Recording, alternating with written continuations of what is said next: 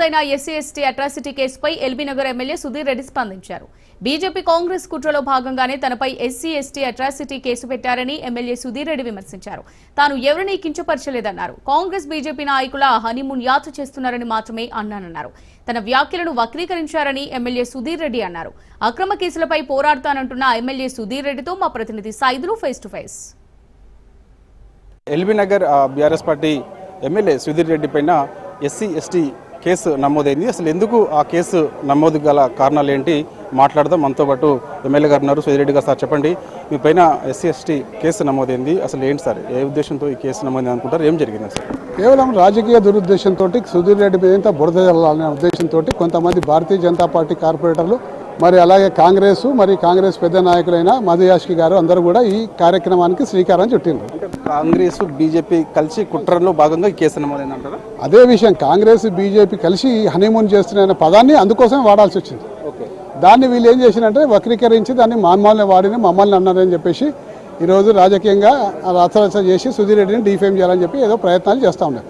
వాళ్ళు ఎంత చేసినా ఏమీ కాదు, వాళ్ళకున్న నైజం అంతే. ప్రతిసారి ఏదో విధంగా సామాజిక వర్గాన్ని అడ్డం పెట్టుకుని బ్లాక్మెయిల్ చేసే ప్రయత్నం చేస్తూనే ఉంటారు.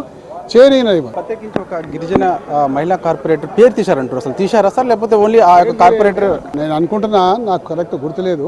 డివిజన్ పేరు తీసేసి చెప్పినా కానీ వాళ్ళకు వీళ్ళందరికీ కలిపి ప్రస్తుతానికి రాజకీయ హనీమూన్ నడుస్తుందని చెప్పే ప్రక్రియలో ఆ పదం వాడడం జరిగింది. దాన్ని కేవలం వ్యక్తిగతంగా తీసుకొని నన్నే అనడం, వాళ్ళని అనలేని సంగతి వాళ్ళకి తెలుసు, కానీ దాన్ని రాజకీయంగా వాడుకొని బుడిద చల్లాలి. కాబట్టి వీళ్ళంతా కూడా బీజేపీ కాంగ్రెస్ నాయకులు చేసి కుట్రమని, ఎందుకంటే రేపు పొద్దున భవిష్యత్తులో సుధీర్ రెడ్డి గారు డ్యామేజ్ చేస్తే ఏమైనా లబ్ధి మాకు పొందుతుందేమనే ఉద్దేశంతో ఆ యొక్క కుట్రపూరితమైన రాజకీయాలు అక్కడ చేస్తాను. ఇది ఇప్పటి నుంచి కాదు, ఎన్నికల ముందు నుంచి కూడా చేస్తూ ఉన్నారు. చాలామందిని ఏ విధంగా చేస్తున్నారంటే, ఒక దేవిరెడ్డి సుధీర్ రెడ్డి అనే వ్యక్తిని పట్టుకొచ్చిండ్రు. దాన్ని పట్టుకొచ్చిన వాడు ఇప్పుడున్న ప్రస్తుతం ఉన్న కాంగ్రెస్లో ఉన్న కార్పొరేటరే అనుచరుడు. దాని తర్వాత దానికి బీజేపీ కార్పొరేటర్ దానికి శ్రీకారం డిజైన్ చేసింది. ఆ ప్రోగ్రామ్కి దానికి ఫైనాన్స్ చేసిందంతా కూడా మధుయాష్కి. కాబట్టి అక్రమ కలయిక మా దగ్గర బీజేపీ కాంగ్రెస్ అంతా కూడా అక్రమ కలయిక కలుసుకొని ఎల్బీనగర్ నియోజకవర్గంలో కేవలం నన్ను డిఫేమ్ చేస్తాను, నా మీద బురద జల్లడానికి మాత్రమే. ఎలా ఎదుర్కోబోతున్నారు ఈ కేసుని? ముఖ్యంగా కూడా మహిళా కమిషన్ నోటీస్ వస్తే తీసుకుపోతే నా వర్షన్ మహిళా కమిషన్ చెప్తా, దాని తర్వాత చూద్దాం. అట్లా 2025-26 గాను ఈ బడ్జెట్ సంబంధించి ఎలా అనిపిస్తుంది మీకు? అంతా ఫార్స్ అండి. కేవలం బడ్జెట్లో పెట్టిన అంశాలన్నీ కూడా అబద్ధపు అంశాలు, ఏది కూడా ఇప్పటివరకు కరెక్ట్ అంశం లేదు. అలాగే హైదరాబాద్కి సంబంధించిన డెవలప్మెంట్ విషయంలో హైదరాబాద్కి ఎంత కేటాయిస్తున్నారు, ఎన్ని నిధులు కేటాయించారు, స్టామ్ వాటర్ డ్రైన్స్కి ఎంత కేటాయిస్తున్నారు, మరి మిగతా వాటికి ఎంత కేటాయిస్తున్నారు అనేది క్లారిటీ లేదు. మెట్రో రైల్ ప్రస్తావన అసలే లేదు. అంటే ప్రజల్ని మసిపూసి మారడికాయ చేసి ఇంతగానం మోసం చేస్తారని ధైర్యంగా అనేది ఈ కాంగ్రెస్ పార్టీ బడ్జెట్ చూసాకనే అర్థమవుతుంది. హైదరాబాద్ మహానగరాన్ని తీర్చిదిద్దుతాం, అవసరమైతే ఇంకొక 4th సిటీ కూడా ఏర్పాటు చేయబోతూ ఉంటున్నారు. మరి మీరేమో అనేక సమస్యలు హైదరాబాద్లోనే, అసలు హైదరాబాద్కు సంబంధించిన సమస్యలపైన కూడా ఈ బడ్జెట్లో ప్రస్తావన లేదంటున్నారు. ఏంటి సార్, ఎలా ఉండబోతుంది?